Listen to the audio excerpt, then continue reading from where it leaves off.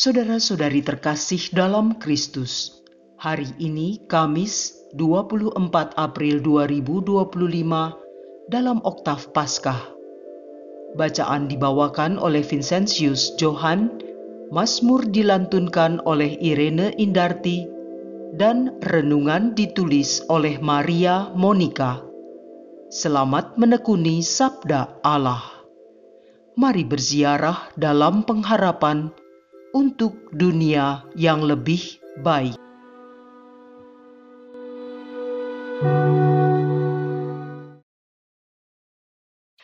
Dalam nama Bapa dan Putra dan Roh Kudus. Amin. Allah Bapa yang Maha Kuasa dan Kekal, Engkau mempersatukan kami dalam iman. Kami yang terdiri dari banyak suku dan bangsa, terlahir kembali melalui air pembaptisan di dalam nama-Mu. Satukan kami dalam menjalani seluruh pekerjaan dan pelayanan kami, agar pantas menjadi saksi-saksi Putra-Mu terkasih, Tuhan kami Yesus Kristus, yang telah menyelamatkan dan menebus kami. Amin. Bacaan dari Kisah Para Rasul, bab 3, ayat 11 sampai dengan 26. Petrus dan Yohanes menyembuhkan seseorang yang lumpuh. Ketika orang lumpuh yang disembuhkan itu tetap mengikuti Petrus dan Yohanes, seluruh orang banyak yang sangat keheranan datang mengerumuni mereka di serambi yang disebut Serambi Salomo. Petrus melihat orang banyak itu lalu berkata, "Hai orang Israel, mengapa kamu heran tentang kejadian itu? Dan mengapa kamu menatap kami seolah-olah kami membuat orang ini berjalan karena kuasa atau kesalehan kami sendiri? Allah Abraham, Ishak dan Yakub, Allah nenek moyang kita telah memuliakan hamba-Nya, yaitu Yesus yang kamu serahkan dan tolak di depan Pilatus, walaupun Pilatus berpendapat bahwa ia harus dilepaskan. Kamu telah menolak yang kudus dan benar, dan malah menghendaki seorang pembunuh sebagai hadiahmu. Demikianlah Yesus, pemimpin kepada hidup, telah kamu bunuh. Tetapi Allah telah membangkitkan Dia dari antara orang mati, dan tentang hal itu kami adalah saksi. Dan karena kepercayaan dalam nama Yesuslah, maka nama itu telah menguatkan orang yang kamu lihat dan kamu kenal ini. Kepercayaan itulah yang telah memberi kesembuhan kepada orang ini di depan kamu semua.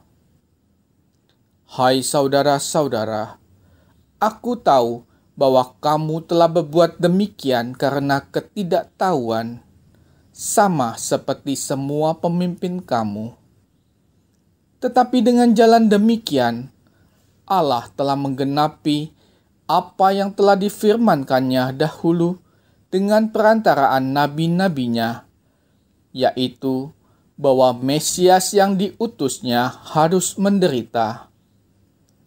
Karena itu, sadarlah dan bertobatlah, supaya dosamu dihapuskan, agar Tuhan mendatangkan waktu kelegaan dan mengutus Yesus yang dari semula diuntukkan bagimu sebagai Kristus. Kristus itu harus tinggal di surga sampai waktu pemulihan segala sesuatu, seperti yang difirmankan Allah dengan perantaraan nabi-nabinya yang kudus di zaman dahulu. Bukankah telah dikatakan Musa, Tuhan Allah akan membangkitkan bagimu seorang nabi dari antara saudara-saudaramu, sama seperti aku. Dengarkanlah dia dalam segala sesuatu yang akan dikatakannya kepadamu. Dan akan terjadi bahwa semua orang yang tidak mendengarkan nabi itu akan dibasmi dari umat kita. dan semua nabi yang pernah berbicara, mulai dari Samuel dan sesudah dia, telah bernubuat tentang zaman ini. Kamulah yang mewarisi nubuat-nubuat itu dan mendapat bagian dalam perjanjian yang telah diadakan Allah nenek moyang kita ketika ia berfirman kepada Abraham, "Oleh keturunanmu semua bangsa di muka bumi akan diberkati." Dan bagi kamulah pertama-tama Allah membangkitkan hamba-Nya dan mengutusnya kepada kamu, supaya ia memberkati kamu dengan memimpin kamu masing-masing kembali dari segala kejahatanmu. Demikianlah sabda Tuhan.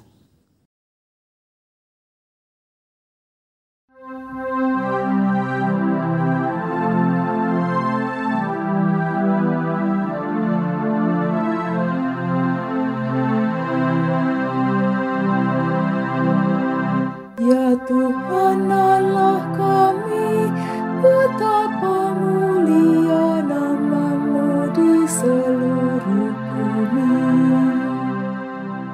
Ya Tuhan Allah kami, apakah manusia sehingga Engkau mengingatnya?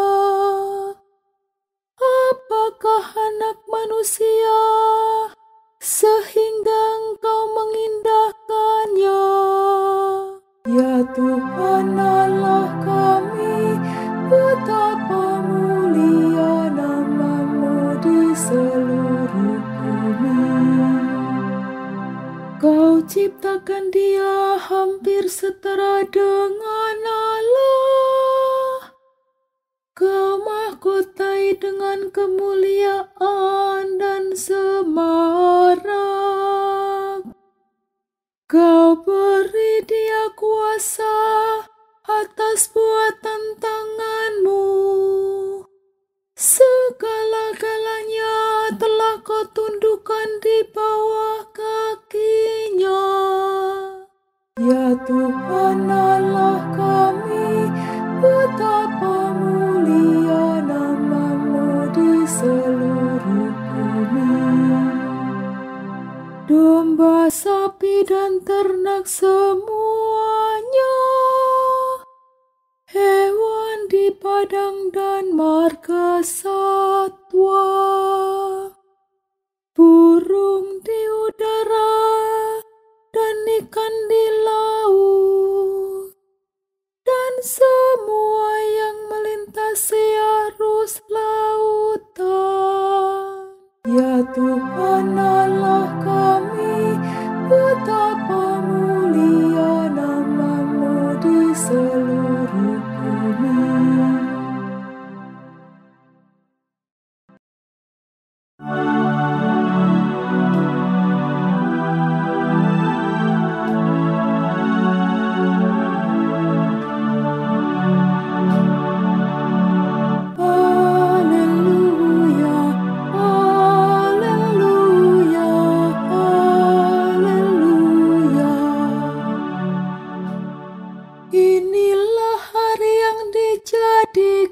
Tuhan, marilah kita bersorak-sorai dan bersukacita karenanya. Haleluya, haleluya, haleluya.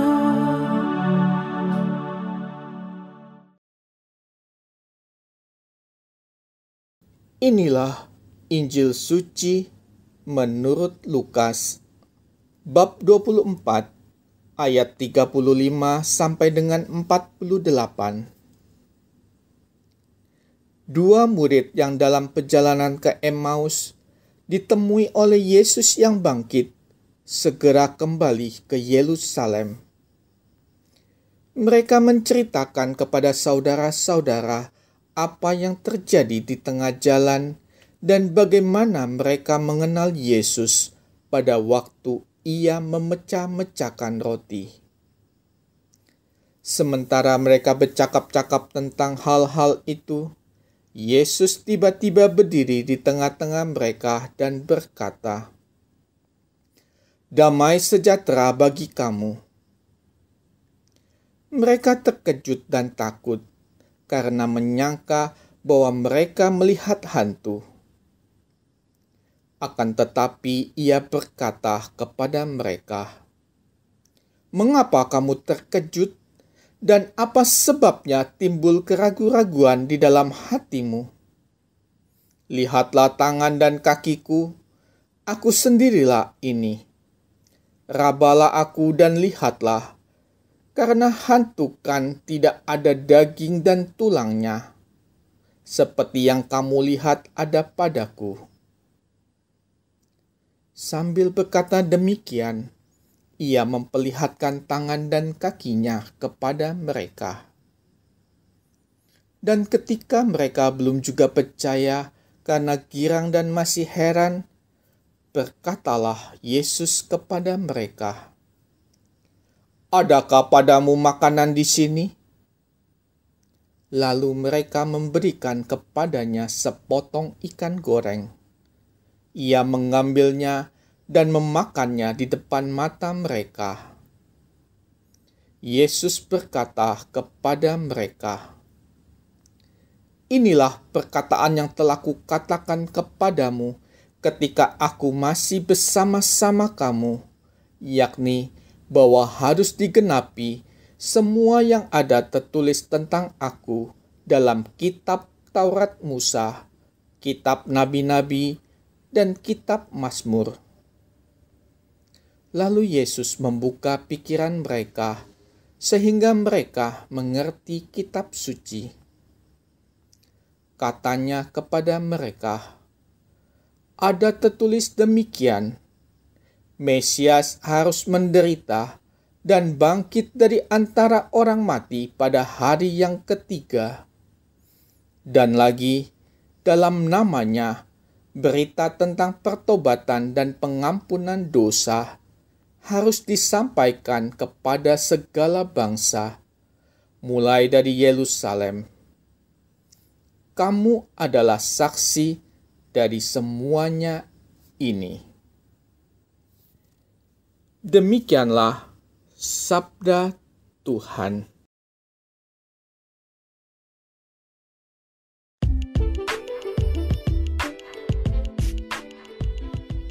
Saksi Kristus masa kini. Renungan dibawakan oleh Maria Monica.